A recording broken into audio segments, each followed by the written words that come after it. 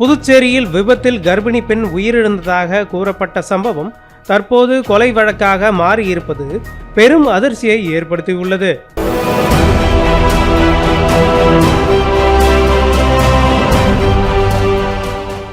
புதுச்சேரி திலகர் நகரைச் சேர்ந்த 25 வயதான ராஜமாதங்கி திருமணமான நிலையில் அவரது கணவர் சென்னையில் பணியாற்றி வந்தார். இந்த நிலையில் பள்ளி பருவத்தில் அறிமுகமான சின்ன கோட்டக்குப்பத்தைச் சேர்ந்த சுரேந்திரனுடன் மீண்டும் தொடர்பு ஏற்பட்டதாக போலீஸ் விசாரணையில் தெரியவந்துள்ளது.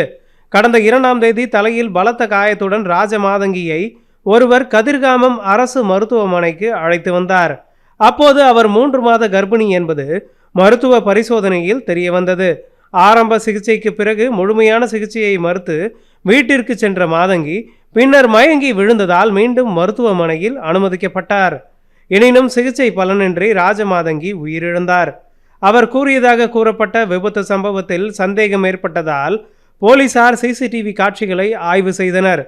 அதில் எந்தவித சாலை விபத்தும் நடைபெறவில்லை என்பது தெரிய வந்ததாக போலீசார் தெரிவித்துள்ளனர்.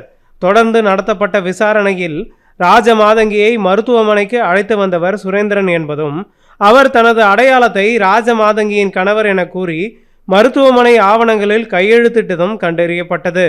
மேலும் இருவருக்கும் ஏற்பட்ட தகராறின் போது சுரேந்திரன் தாக்கியதால் அங்கிருந்து தப்பிச் செல்ல முயன்ற ராஜமாதங்கி கால்வாயில் விழுந்து தலையில் பலத்த காயமடைந்ததாக போலீசார் தெரிவித்துள்ளனர். இதையடுத்து முதலில் விபத்து என பதிவு செய்யப்பட்ட இந்த சம்பவம் தற்போது கொலை வழக்காக மாற்றப்பட்டுள்ளது.